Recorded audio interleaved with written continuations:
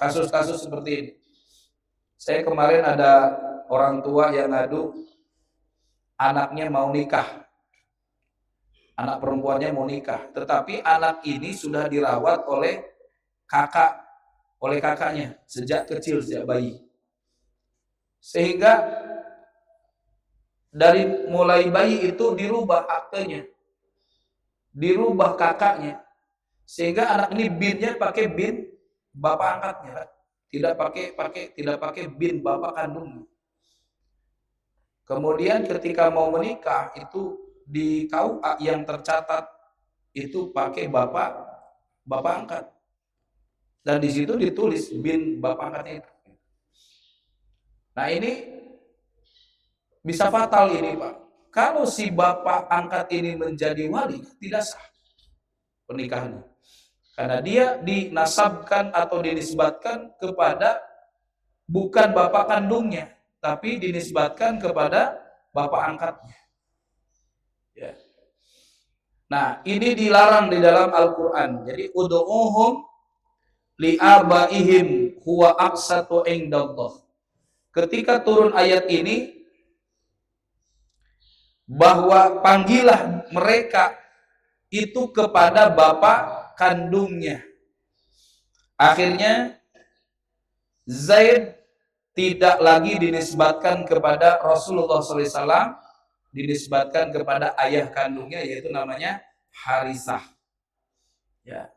Nah Rasulullah SAW itu sangat mencintai Zaid seperti mencintai anaknya sendiri. Bahkan beliau mencintai anaknya Zaid, yaitu Usama, seperti mencintai cucunya sendiri. Maka Zaid atau Usama bin Zaid itu disebut Al-Habib Ibn Al-Habib. Beliau adalah kekasih, putranya kekasih.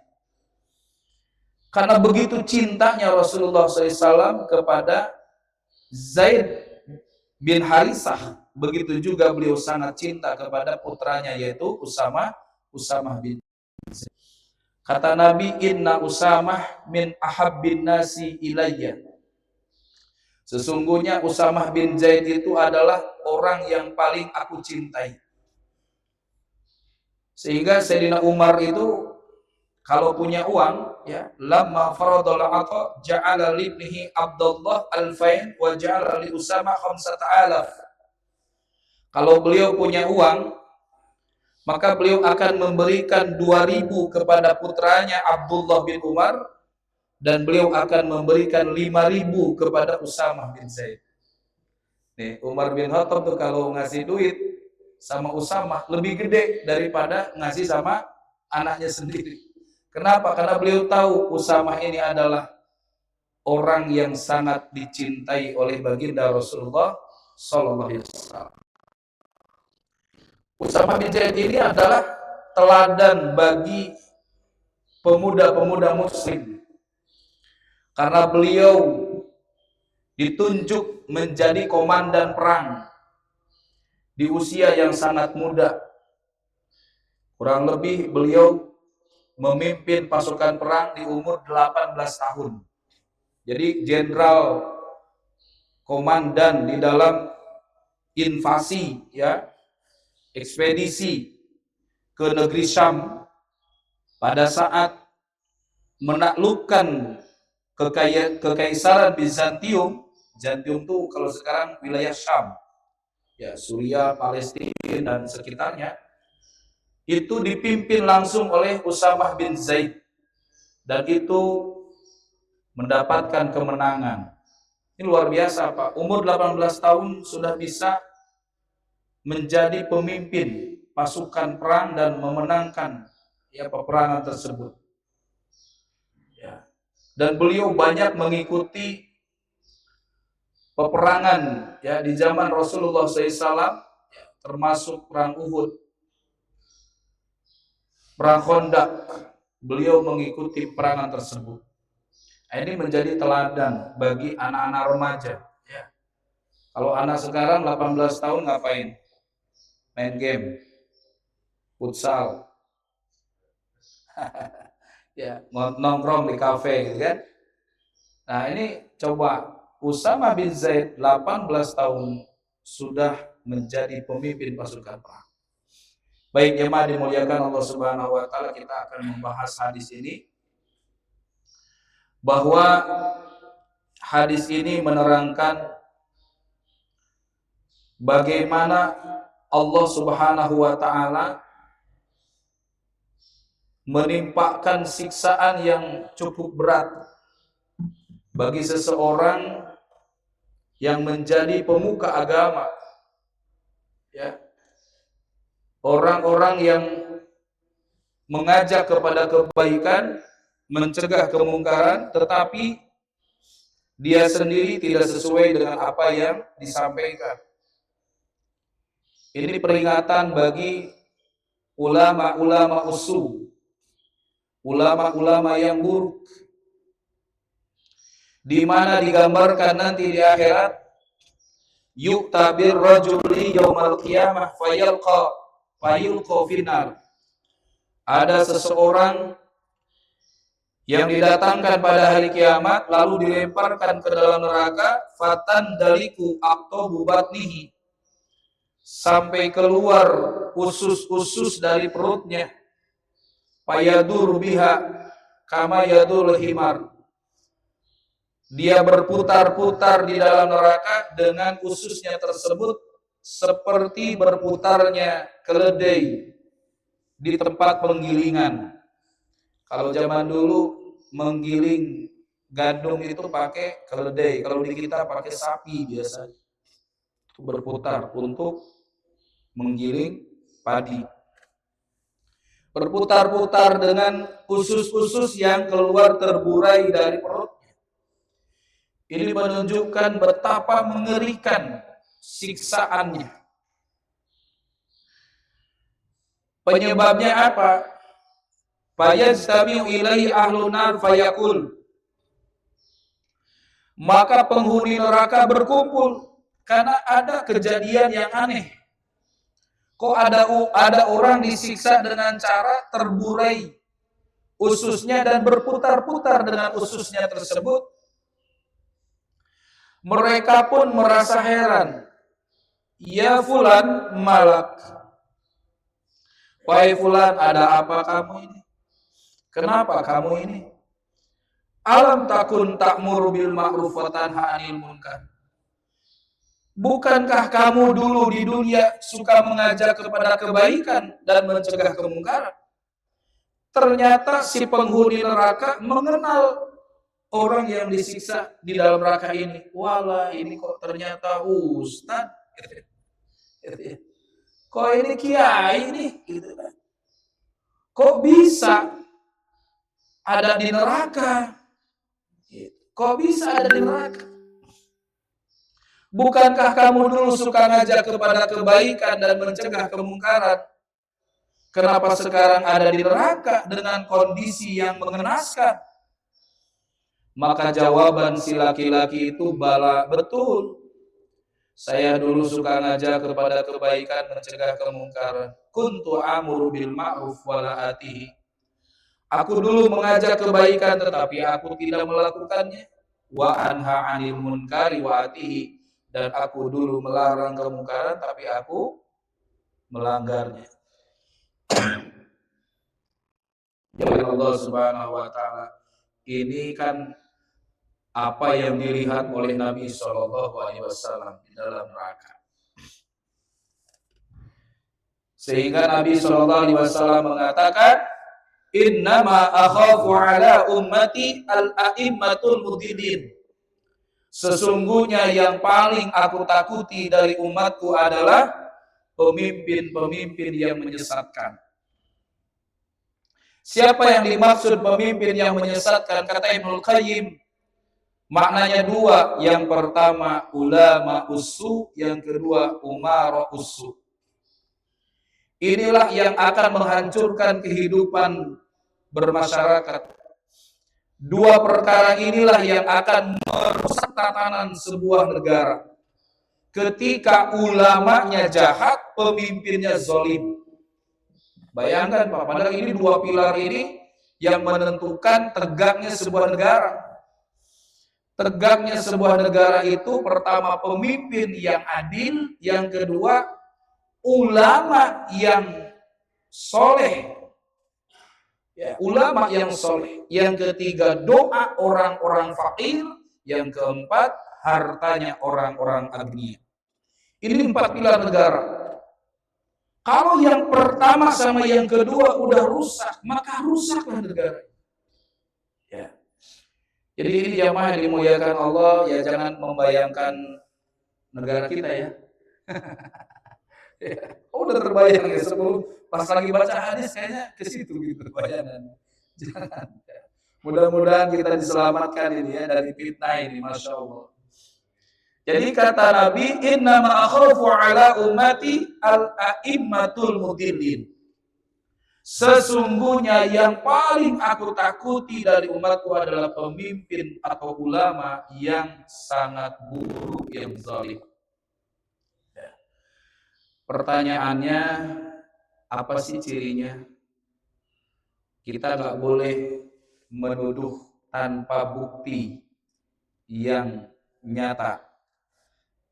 Jangan sebentar-bentar kita sebut, wah ini ulama usul nih, gitu ya. Ini ulama jahat ini, ulama buruk enggak. Kita lihat dulu.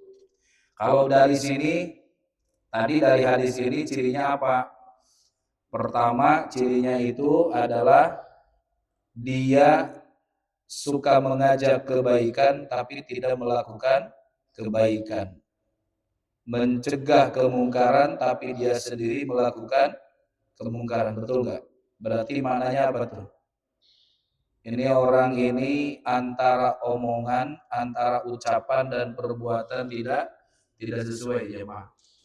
Hati-hati ini ya. Hati-hati. Itu namanya omon-omon.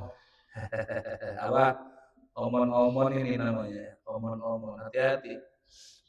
Kita harus menyesuaikan antara ucapan dan perbuatan.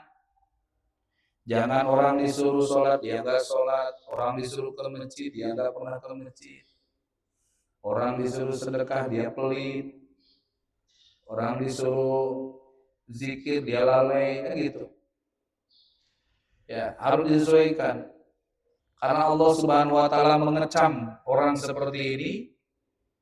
Ya ayyuhalladzina amanu lima taquluna ma la taf'alun. Hei orang beriman, kenapa kamu mengucapkan apa yang kamu tidak kerjakan? Kabrotan indallahi antakulu ma la taf'alun. Itu amat besar murka Allah kepada orang yang mengucapkan sesuatu yang tidak dilakukan. Ya. Jadi yang namanya dakwah, mengajak orang, jangan hanya mengajak saja tanpa kita memberi contoh, tanpa kita menjadi teladan. Jangan seperti calo, ya, calo kan begitu ya. Semua orang diajak masuk angkot, ayo, Depok. Dia sendiri masih di Bekasi, gak ikut naik. Itu namanya calo. Jadi jangan jadi dai calo, hanya ngajak-ngajak saja, dia sendiri tidak melakukan. Ini akibatnya siksa yang mengerikan di akhirat. Karena dia tidak sesuai apa yang diucapkan dengan apa yang dilakukan. Jadi ilmunya diamalkan jemaah. Ilmunya tidak diamalkan. Kita belajar mengajar ini adalah untuk diamalkan. Ceramah, pengajian itu bukan sekedar retorika, tetapi ini adalah memberikan teladan kepada umat. Kemudian jemaah dimuliakan Allah, apa sih cirinya?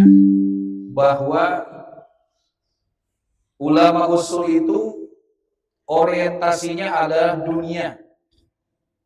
Ulama usul itu orientasinya dunia. Semua yang dia lakukan itu tujuannya hanya untuk dunia saja. Ini dilarang oleh Nabi SAW. La tata'allamul ilma litabahu bihil ulama. Dilarang mencari ilmu untuk kesombongan. Ingin disebut kiai, ingin disebut ustadz, ingin disebut ajengan. Ya, kalau nggak disebut ustadz ngambek, kalau nggak disebut kiai marah. Maunya disebut gelarnya, gitu ya. Mohon maaf, nggak ditulis SAG-nya, MAG-nya, marah gitu. Emang buat apa? Nyari ilmu. Bukan untuk kebanggaan. Nabi melarang, la tata'alamul ilma litabahu bil ulama wala litamaru bihi sufaha. Tidak boleh nyari ilmu untuk berdebat dengan orang yang kita anggap lebih bodoh daripada kita. Kita cari lawan debat orang-orang yang nggak pernah ngaji atau orang yang pasti kalah. Sehingga kita di situ sombong, bangga karena kita bisa mengalahkan orang dalam. Hati-hati kalau kita mengalahkan orang, melemahkan orang, mendebat orang, menghina orang, ini diharamkan. Wajalibu bihil amwal, dilarang mencari ilmu untuk menuntut. Ya, tujuan. Pokoknya mana yang amplopnya, yang nggak ada amplopnya atau tidak, dibatalin dulu. Cari amplop besar, hati-hati ini. Kalau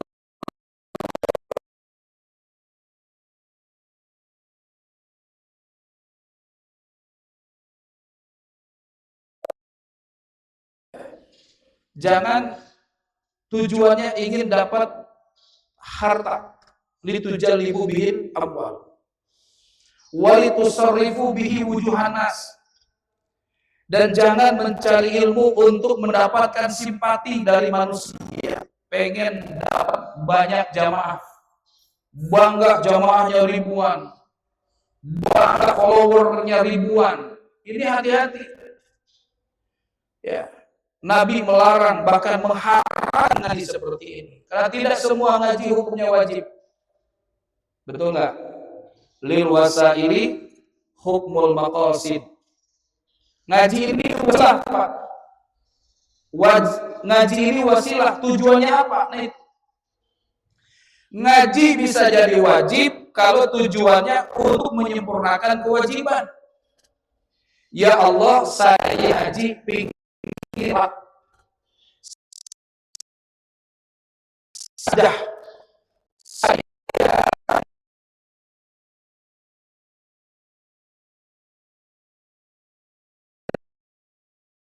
Kalau ngajinya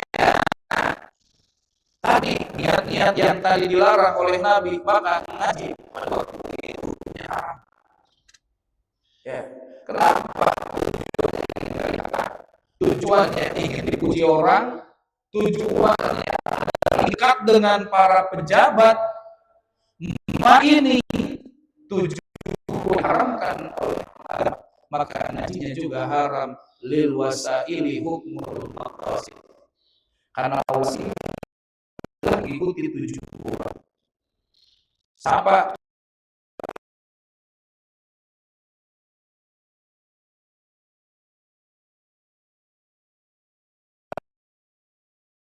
baik, tapi kalau habis ya orang apa itu jadi dosa. Ya, punya bisa wajib. Wajib bagi orang yang kurban nazar, wajib pisau. Bagi orang yang mau akikah, beli pisau. Bagi orang yang boleh pakai pisau. Ya, boleh kan? Nggak wajib pakai pisau. Boleh aja silet, pakai apa itu namanya, cutter, potong bawang.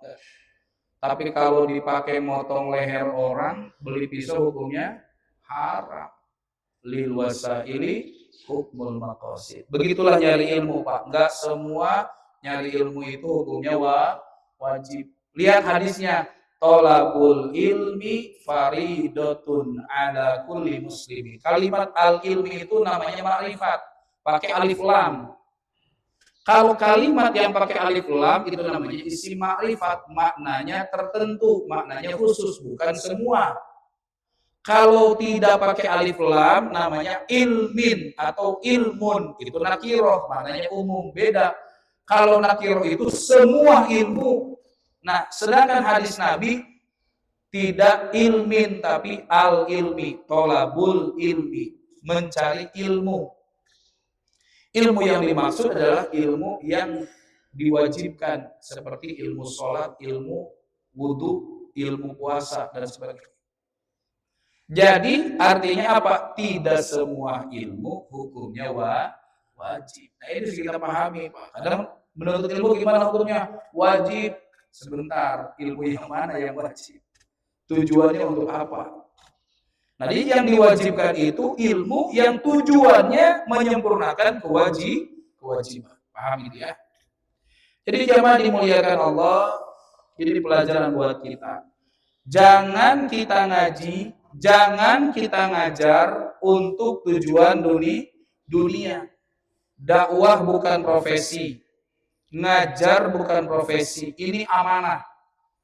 Saya diberikan amanah sedikit ilmu dari Allah, ya saya harus menyampaikan. Balighu anni walau ayat. Sampaikanlah dariku walaupun satu ayat. Itu prinsipnya.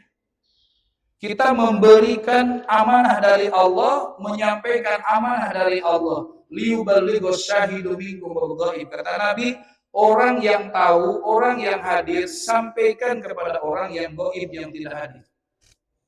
Jadi ini sekedar menyampaikan amanah saja, Pak. Nggak ada tujuan pengen viral, cari panggung, cari jabatan. Hati-hati. Kalau kita pengen viral gitu kan, ceramah kita pengen viral, ceramah kita pengen dapat follower, ya, ceramah kita pengen cari tadi mana yang bayarannya gede, nauzubillahi min dzalik, hati-hati ini bisa kena ini, ya, dalam tadi golongan ulama usuh. Nah, kemudian cirinya apalagi ulama usuh? Kata Nabi, syirarul ulama alladzina ya'tunal umara. Seburuk-buruknya ulama adalah mereka yang sering mendatangi umara, para pejabat, bolak-balik masuk ke istana. Ya, kenapa? Jemaah dimuliakan Allah. Begini, saya kemarin dengar ceramah presiden di istana ketika mengumpulkan ulama. Apa bahasanya? Anda ada di istana negara, maka Anda harus ikuti aturan istana. Itu yang diucapkan benar, Pak. Tidak salah. Kenapa? Karena pada saat itu si ulama statusnya sebagai apa? Tamu. Sedangkan presiden sebagai tuan rumah. Di mana-mana yang namanya tamu harus ikuti siapa? Tuan rumah. Sekalipun dia ulama, ya, mau ulama khos, ya, mau ulama hebat sekalipun, ketika bertamu ke istana, maka dia wajib tunduk patuh taat kepada aturan istana. Makanya kenapa Nabi mengingatkan syirarul ulama alladzina ya'tunal umara. Seburuk-buruknya ulama, mereka yang masuk ke istana negara. Mereka yang datang ke rumah pejabat, mereka yang datang kepada pemimpin, kepada raja. Ya. Itu kenapa? Karena pasti yang namanya datang ke situ, dia wajib mengikuti aturan si tuan rumah. Wa khiyarul umara alladzina ya'tunal ulama. Dan sebaik-baiknya pejabat, sebaik-baiknya pemimpin adalah mereka yang sering datang ke ulama. Jadi bukan ulama yang diundang ke istana yang bagus. Si umaro datang ke ulama. Kenapa? Kalau umaro yang datang ke ulama, maka yang tunduk adalah si umaro. Harus ngikutin aturan kiai. Karena dia statusnya sebagai apa? Tamunya kiai. Dia sebagai tamunya ulama, maka si Umar harus mengikuti aturan, arahan, fatwanya si ulama. Inilah kenapa Nabi katakan seperti itu. Seburuk-buruknya ulama yang suka bolak-balik ke istana, yang bolak-balik ke rumah presiden. Pak, ya mungkin di luar mohon maaf ya, berani dia mengkritik presiden, berani dia apa itu namanya mendakwahi lewat lisannya. Tapi kalau sudah diundang datang ke istana, hilang Pak kata-katanya, nggak bisa ngomong apa-apa. Kenapa? Udah dikasih makan, udah dikasih duit, iya, dijanjikan jadi apa Pak? Komisaris. Mana udah kalau udah begitu Pak, tumpulah fatwa ulama. Nah, ini salah satu contoh, salah satu ciri ulama usul adalah ulama yang menjilat penguasa. Ya, bolak-balik datang ke pintu penguasa dengan tujuan ya, dengan tujuan apa? Ingin mendapatkan jabatan, ingin mendapatkan pengakuan, membiarkan kezoliman. Ya, kalau datang ke penguasa ingin meluruskan atau mencegah kemungkaran, kezoliman, monggo. Tapi kira-kira ada yang bisa enggak? Gitu aja. Enggak ada. Kenapa? Karena tadi wajib mengikuti aturan tuan rumah. Gitu. Jadi diantaranya itu Pak, cirinya ulama usul itu ulama yang datang ke rumah penguasa, ke istana negara, ya, dengan tujuan keduniawian. Dia hanya sekedar ingin menyenangkan penguasa.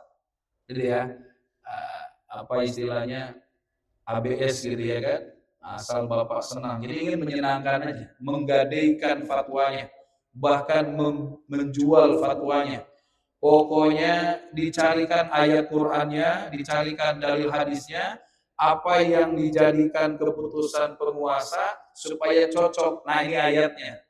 Yang dilarang jadi dibolehkan, yang diharamkan jadi dibolehkan. Kan ini namanya menjual ayat, menjual fatwa. Ya, wala tashtaru bi ayatillahi tsamanan qalila. Ya. Jadi namanya menjual dalil, menjual ayat, menjual agama, menghalalkan segala cara dengan mencari-cari mencocok logika dengan keputusan pemerintah yang salah, ya, yang salah. Wah, itu banyak Pak orang-orang yang penjilat seperti itu. Ya. Nah, itu Bapak tahu contohnya ya kan? PBN ya dipakai untuk kurban, apalagi. Nah, contohnya banyak tuh Bapak ya. Akhirnya ayatnya dicocok-cocokkan. Kemudian apalagi Pak yang disebut ulama usul, ulama yang sombong. Ya, ulama apa? Yang sombong. Pokoknya ngajinya itu supaya apa? Menjatuhkan orang, memvonis orang. Gak boleh ini raka, kamu salah, kamu sesat. Ya pokoknya kerjanya nyesat-nyesatin orang aja gitu. Mengkafir-kafirkan orang. Seolah-olah dia sendiri yang punya warisan surga gitu kan. Seolah-olah dia yang pegang kunci surga, yang lain gak ada yang berhak. Nah ini gak boleh. Ya, ini ulama usul. Ya. Ulama yang tidak mau memperbaiki dirinya, malah justru kebanyakan memperbaiki orang. Tujuannya perbaiki orang. Nah ini ulama usul.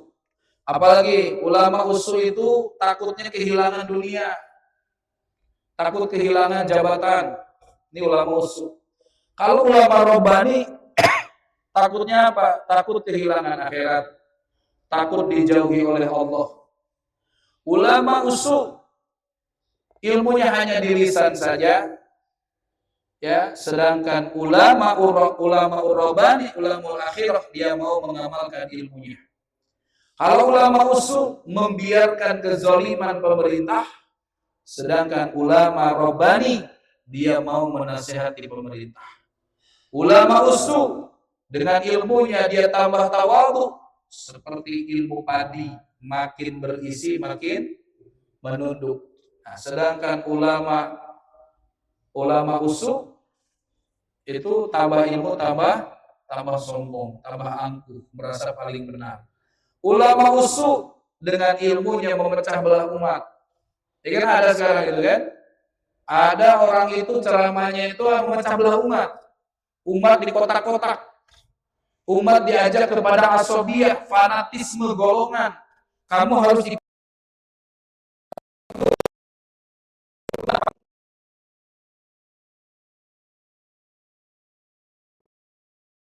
asobiyah. Ya, asobiyah. Kata Nabi, tidak akan masuk surga, la yadkhulul jannah man mata ala asobiyah. Tidak akan masuk surga orang yang matinya dalam asobiyah, fanatisme golongan. Kita ajak umat itu kepada Allah saja. Ajak umat untuk taat kepada Allah dan Rasulnya. Ajak umat untuk melakukan amal soleh. Jangan umat itu untuk mengikuti pahamnya, kelompoknya, ya, organisasinya. Bagaimana umat ini diarahkan kepada Allah Subhanahu wa taala. Walaupun kalau organisasi itu hanya wasilah saja, jemaah yang dimuliakan Allah. Kalau memang organisasi itu mengarahkan jamaahnya, pengikutnya kepada Allah, itu dakwah. Tetapi kalau organisasi untuk membela organisasinya, membela kelompoknya, nah ini namanya asobiyah, menganggap kelompoknya lebih baik daripada yang lain, menganggap kelompoknya paling sahih daripada yang lain, ini namanya asobiyah. Ini ulama usul. Makanya kita tetap harus memilih. Tidak semua ulama kita jadikan sebagai julasa atau tempat kita berkumpul. Karena kata Nabi, alaikum bimujalasatil ulama. Hendaklah kalian berkumpul dengan majlisnya, dengan kumpulannya para ulama. Ulama yang mana? Nah, sebagaimana yang tadi kita dengar bahwa ulama yang kita ikuti adalah ulama Rabbani, ulama yang mengarahkan umat kepada Allah, ulama yang cinta akhirat, ulama yang takut kehilangan akhiratnya daripada kehilangan dunianya. Sehingga kalau kita jauh dari ulamaul akhirah, ulama Rabbani, maka Allah Subhanahu wa taala akan mendatangkan 3 musibah. Jadi ada berapa? Ada 3 musibah bagi orang yang jauh dari ulama Rabbani. Yang pertama kata Nabi, yarfa'ullahul barakata min kasbihim. Orang yang tidak kumpul dengan ulama Rabbani, dengan ulamaul akhirah, maka dicabut keberkahan hartanya. Allah cabut keberkahan usahanya. Maknanya apa? Kerja dapat gaji gak pernah cukup. Usaha maju, duit banyak, gak pernah puas. Punya gaji besar tapi jauh dari masjid. Punya duit banyak tapi jauh dari pengajian. Ini contoh Allah cabut keberkahan apanya? Rezekinya. Allah cabut keberkahan apa? Usahanya. Mohon maaf, ada orang gajinya ratusan juta tapi masih korupsi. Betul? Ya. Kemana tuh emas 74 kilo? Emas palsu, kasih saya aja kalau palsu. Jamaah dimuliakan Allah, ya Allah. Itu ciri orang dicabut barokah, Pak. Ciri orang dicabut barokah itu duit banyak, usaha maju, masalahnya juga banyak. Jauh dari agama, malas ibadah, itu ciri dicabut apa? Barokah rezekinya, dicabut barokah usahanya. Ya, hidupnya banyak masalah, tidak ada ketenangan. Itu akibat yang pertama, menjauhi ulama ul akhirah. Yang kedua, yusallitullahu alaihim sultanan zaliman. Orang kalau jauh dari ulama akhirah ulama rabbani, Allah akan mendatangkan penguasa yang zalim. Mohon maaf, kalau seandainya di negara kita pemimpinnya zalim, itu bukan salah dia. Salah siapa? Salah yang milih. Kenapa? Karena masyarakat memilih pemimpin bukan berdasarkan petunjuk ulama. Tidak mengikuti arahan ulama. Tetapi yang dipilih karena apa? Yang ngasih duit 50.000. Betul nggak orang Bojonggulur nih? Saya tahu orang Bojonggulur itu dikasih duit 50.000. Yang pakai ojek sekian, yang pakai mobil sekian, yang boncengan sekian, tanya lah tuh sama orang situ. Ayo, ikut tanggung jawab, Pak. Ya, kenapa hadirnya pemimpin yang zalim? Karena masyarakat, karena umat tidak mengikuti arahan ulama. Ulama mana tadi? Ulama ul akhirah, ulama rabbani. Ya. Yang ketiga, akibat umat adalah yakhrujuna minad dunya bighairil iman. Meninggal dunia tanpa membawa iman alias su'ul khotimah. Nauzubillahi min dzalik. Banyak Pak orang su'ul khotimah, banyak. Kenapa? Karena dia memusuhi ulama rabbani. Dia benci kepada ulama rabbani. Dia benci kepada ulama ul akhirah. Akhirnya matinya su'ul khotimah. Banyak Pak dari dulu ya, yang namanya pejabat-pejabat yang zalim kepada nabinya, itu matinya su'ul khotimah. Bahkan ulama yang menjadi penjilat pemerintah pun itu jadi su'ul khotimah matinya. Pernah dengar dengan nama Bal'am? Pernah dengar Bal'am, Pak? Belum? Bal'am itu siapa? Ulama di zaman Nabi Musa. Ini Bal'am. Orang paling paham kitab Taurat setelah Nabi Musa. Itu namanya Bal'am. Ahli ilmu, ahli ceramah, ya, ahli fatwa. Tetapi ini ulama fatwanya bisa dibeli. Si Bal'am ini dibeli oleh pejabat dolim, penguasa zalim. Akhirnya tadi fatwanya itu pro pejabat, mengikuti kemauannya pejabat. Ya. Sehingga dia mengeluarkan fatwa-fatwa yang membantah dakwahnya Nabi Musa. Ya. Apa yang terjadi, Pak? Di akhir hayatnya Bal'am ini su'ul khatimah. Dia mati dalam keadaan kafir. Artinya apa? Jemaah dimuliakan Allah Subhanahu wa taala. Jadi ulama usuk, orang yang membenci ulama ul akhirah, itu akan matinya su'ul khatimah. Nauzubillahi min dzalik. Makanya jemaah dimuliakan Allah Subhanahu wa taala, ya kita selektif saja ya dari tanda-tanda, tapi jangan asal nuduh. Ya, ini ulama usuk, jangan asal nuduh, harus ada buktinya. Buktinya apa? Kalau tadi dia menjilat penguasa, dia bertujuan dengan dakwahnya itu hanya kepentingan duniawi. Ya, orang disuruh juhud dia poya-poya. Enggak sesuai dengan apa yang didakwakannya. Ya, ayo para jamaah hidup juhud ya, gitu kan? Gitu. Makan apa adanya, pakaian apa adanya. Giliran yang ngomong, gitu kan? Hidupnya poya-poya. Dan itu. Ini kan namanya tidak sesuai dengan apa yang disampaikan. Nah, ini adalah sebuah peringatan bagi kita, terutama bagi kita yang mengajak kepada kebaikan, mencegah kemungkaran. Supaya apa? Hati-hati.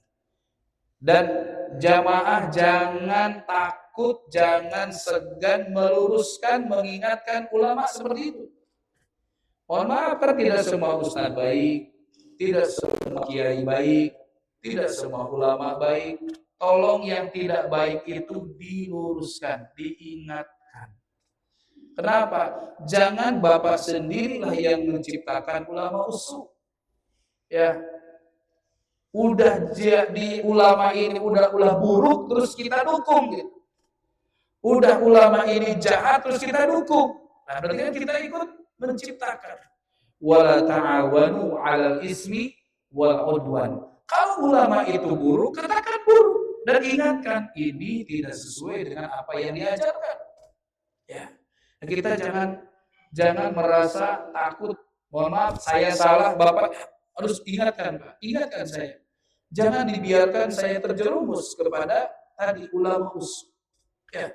Itu yang ditakutkan oleh para ulama. Ya.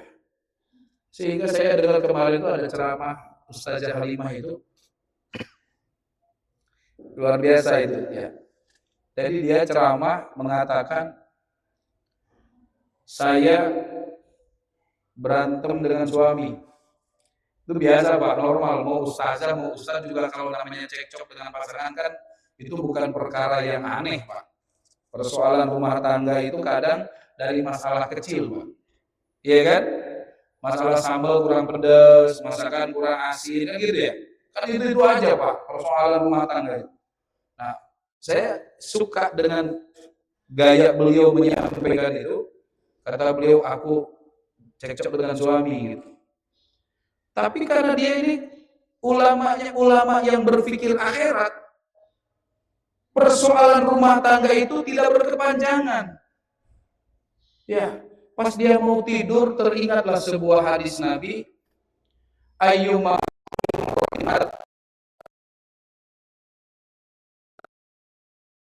dalam keadaan suaminya dimasukkan ke dalam. Di situ dia berpikir, kalau aku malam ini tidak minta maaf sama suamiku, terus aku mati, pasti aku mati masuk neraka. Kan itu. Nanti kalau aku masuk neraka, ini jamaah-jamaah bakal tahu, karena udah kenal. Loh kok ustadzah di neraka?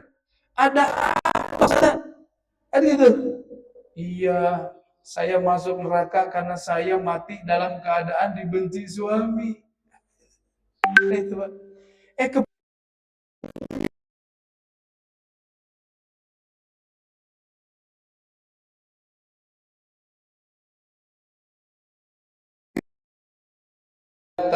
Wajaujuha anha sahitun, seorang wanita yang tertidur dalam keadaan dibenci oleh suaminya. Selama ini saya sholat gak diterima oleh Allah. Nah, itu kalau ulamaul akhirah begitu Pak. Tindakan yang salah buru-buru dikoreksi. Dia muhasabah. Aduh, udah sholat gak diterima, sia-sia dong selama saya ini sholat. Udah nanti kalau saya mati masuk neraka. Akhirnya kata beliau nih, akhirnya saya ya mau tidak mau saya minta maaf sama suami sebelum saya tidur. Nah ini ulama akhir-akhir begini nih. Saya suka nih begini. Nah kalau kita punya ilmu, harusnya ilmu itu jadi alat kontrol. Betul gak? Ilmu itu sebagai alat kontrol. Ini salah, ini keliru, ini sesat. Kita kontrol itu. Makanya tafakkar qabla an taf'al. Tafakkar qabla an taf'al. Fikirkan dulu ilmunya sebelum mengerjakan. Ini ada Pak, luar biasa nih. Ada kisah seorang pencuri Pak. Pencuri ngaji. Subuh-subuh ngaji dia. Kata ustadznya, tafakkar qabla an taf'al.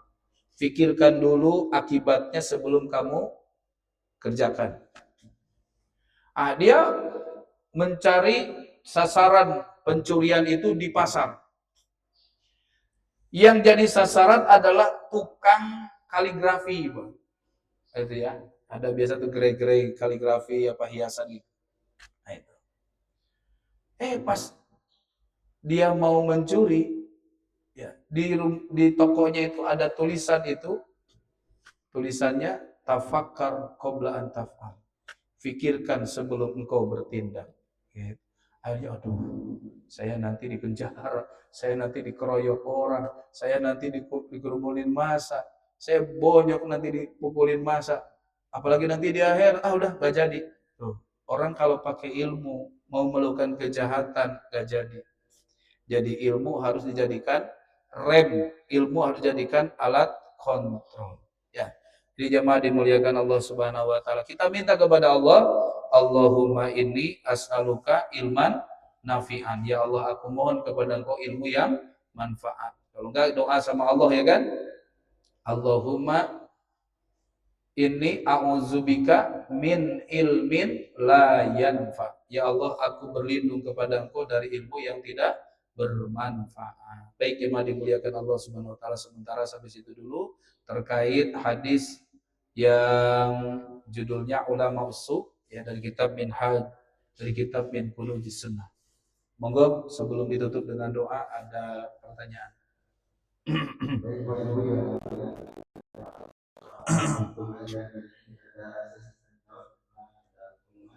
Oh.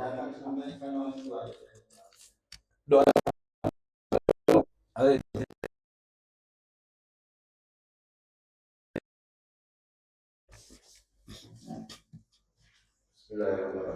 Assalamualaikum warahmatullahi wabarakatuh. Waalaikumsalam.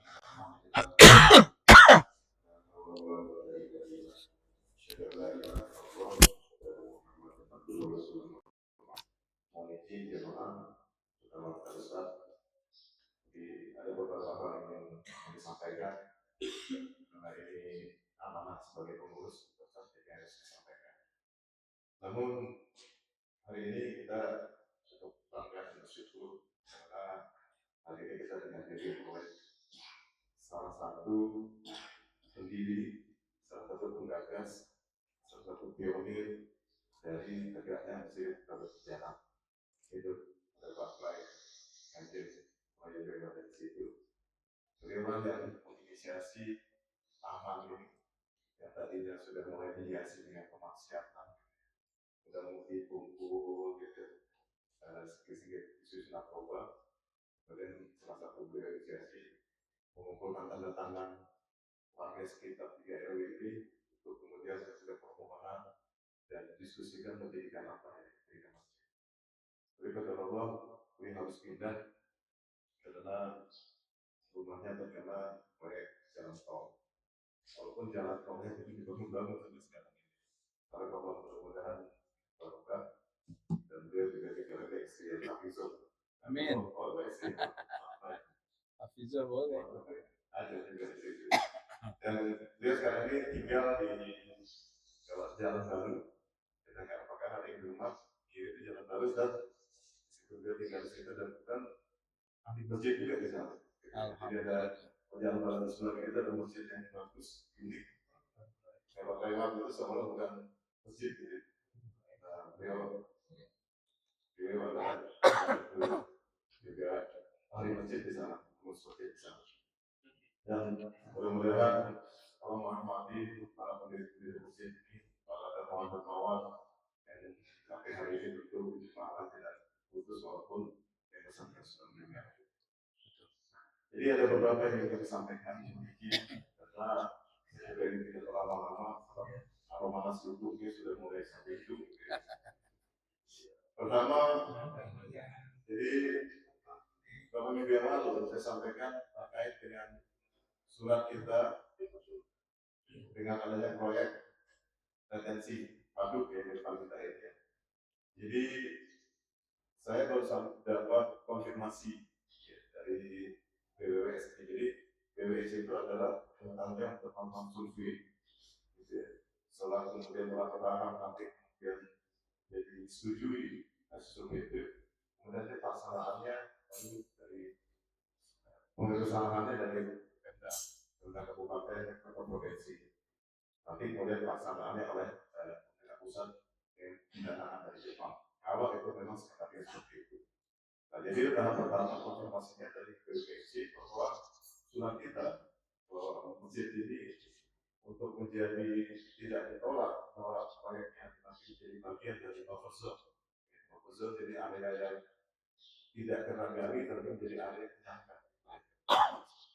Alhamdulillah dari sosialisasi kedua itu area yang harus saya kena gitu ya, separuh masjid ini kemudian dibelokin gitu.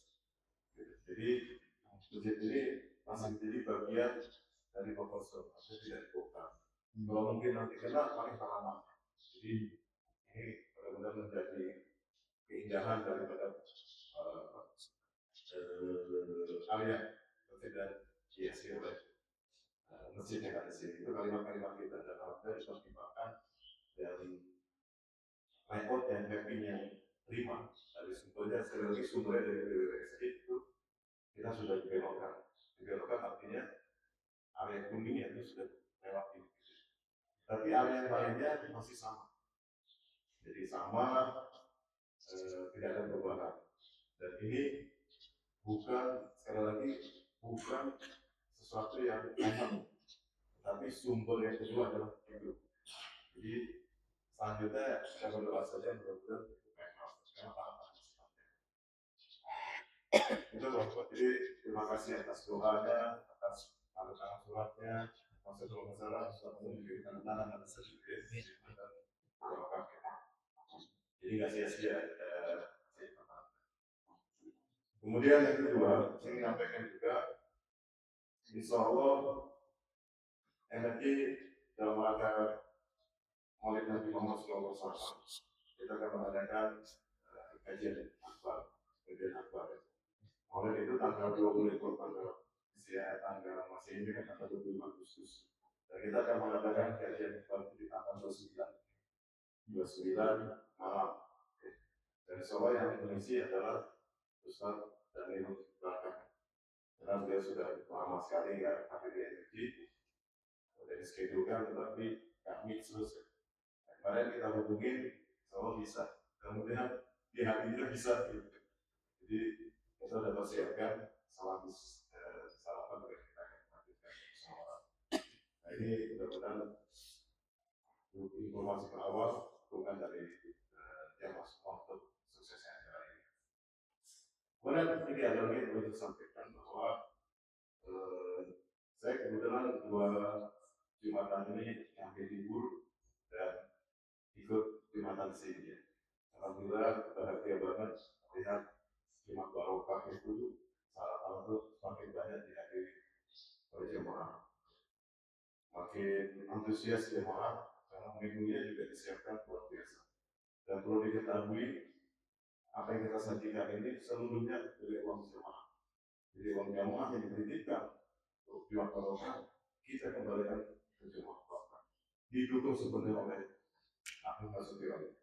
Beliau selalu kontrol di sini, melihat kekurangan dan sebagainya. Saya kira betul-betul konservatif zaman yang biasa.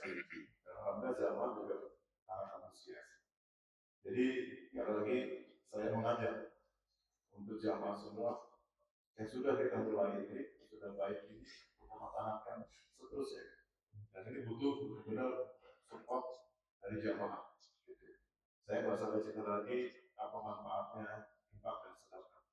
Tapi kalau bersatumu infak sedekah ini yang mengambil kita sampai akhir kehidupan. Bukan harta yang kita pegang, tapi harta yang kita infakkan. Tapi ada satu hal yang menarik yang saya dulu lihat bahwa yang menarik bukan buat kita kesel, yang menarik adalah berisiknya itu anak-anak. Jadi waktu Jumat saya sholat, saya terlanjut berisik banget anak-anak. Kemudian karena pengurus yang lain itu kan sibuk ya dengan tugas masing-masing dan kemudian waktu itu mulai saya ke belakang. Saya kumpulin itu anak-anak berlangsung, saya kasih nasihat, terutama kalau sudah waktu itu ada juga nggak boleh ngobrol, nggak boleh lari. Siap benar ya. Jadi sekolah dari mana? Saya kenal sekolahnya. Saya kerja yang bisa nanti saya lakukan. Begitu saya masuk, berisik lagi.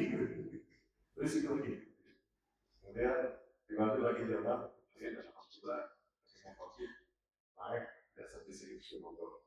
Kenapa menarik? Kalau sekarang di sini menariknya anak-anak ini.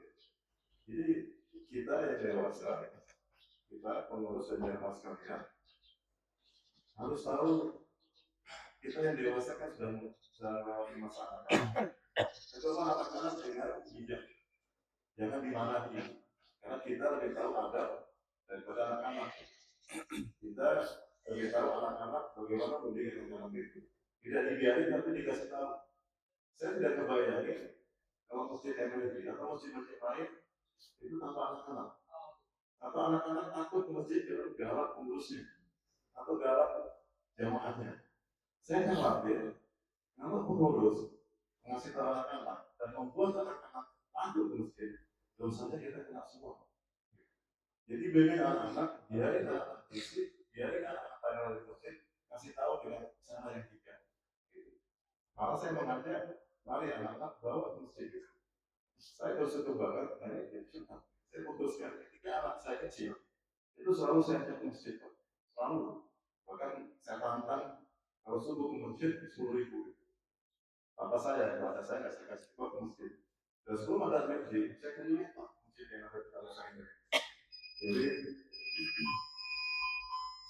berdiri di saya di sebelah saya itu, alhamdulillah tidak ada satupun pengurus berjamaah yang melarang anak saya berdiri di samping saya. Karena anak saya tertib. Karena itu jamaah sekali ya. Kalau melihat anak-anak itu, ini latihan. Anak saya tinggi supaya tertib. Jangan sampai kalimat kita membuat anak-anak jadi takut ke masjid. Ketika anak takut ke masjid, bayangkan Pak, dosa kita yang takut. Jadi justru saya melihat menariknya seperti itu ya. Dan ibu-ibu yang lain kebahagiaan. Kalau nggak ada anak-anak, kira-kira begitu. Jadi mari kita ajak anak-anak kita, mari kita bimbing anak-anak kita untuk mencintai masjid ini, untuk mencintai seperti yang ramai. Masjid MLK ini sudah mulai sempit sejak generasi ke-40, generasi anak saya, generasi anak bapak sudah mulai mondok. Jangan dikatakan nama sering ke masjid tidak jadi mereka mondok. Itu sekali lagi saya mengajak untuk sekalian yang bersikap pada anak-anak dan juga sisihkan sebagai hikmah kita untuk kegiatan barokah. Kemudian ada lagi sesuatu yang disampaikan bahwa masjid ini adalah amanah daripada dirinya. Masjid ini adalah amanah daripada Allah dan lebih dari itu masjid ini adalah amanah Allah. Jadi masjid ini harus kita rawat, harus kita rawat, kita nyaman bersama. Dan kebetulan AC ini adalah amanah daripada Allah dan jamaah ingin nyaman beribadah dan senang begitu. Nah ini ada beberapa AC yang rusak saat itu dan itu bukan kayak besar dan percayalah AC itu tidak akan pernah kembali tinggi, tidak pernah baik tanpa uluran tangan dan fakultasi dari jamaah sekalian. Jadi ini yang saya sampaikan dan itu sekali lagi mengambil fakta kita sampaikan. Kemarin kita sudah sampaikan dengan satu pilar yang disampaikan itu bisa menjadi satu pilar kata Allah Subhanahu wa Ta'ala. Jadi yang sedikit itu bukan sedikit itu menjadi besar dari Allah. Apabila dengan kita memang tulus dengan Allah Subhanahu wa Ta'ala. Jadi itu aja yang kita sampaikan bersama ini. Sekali lagi sebenarnya saya dalam kajian ini agak sebentar besar. Mudah-mudahan saya tidak termasuk untuk DKM yang khusyuk. Ada bisa mengajarkan, bisa mengajar. Tapi kita yakin semua guru-guru kita di sini, semua ulama-ulama kita di sini. Amin, amin. Insyaallah saya yakin tidak termasuk ulama yang besar yang khusyuk. Jadi ulama-ulama yang lain, ulama-ulama yang kita mengikuti kita. Dengan kita berharap mudah-mudahan kita ketemu di surga. Amin, amin. Jadi katanya orang yang sukses itu bukan orang yang punya jabatan tinggi, orang yang sukses itu bukan orang yang harta yang banyak.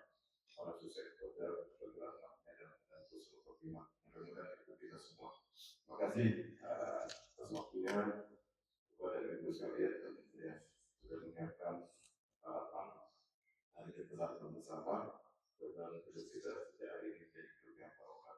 Bisa membuat kita menjadi orang barokah. Kemudian waktu juga kita benar-benar dalam proses berkembang.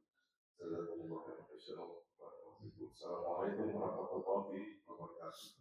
Assalamualaikum. Doa.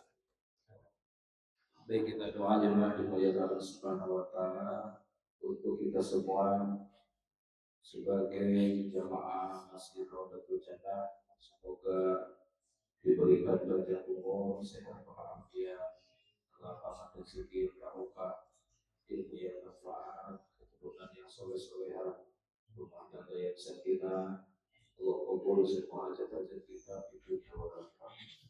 La dunia wal akhirah. Al-Fatihah. A'udzubillahi minasyaitonir rajim. Bismillahirrahmanirrahim. Alhamdulillahi rabbil alamin. Ar-Rahmanir Rahim. Maliki yaumiddin. Iyyaka na'budu wa iyyaka nasta'in. Ihdinas siratal mustaqim.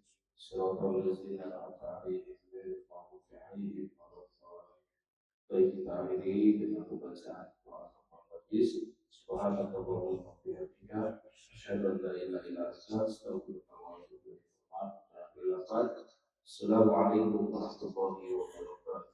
Waalaikumsalam warahmatullahi wabarakatuh.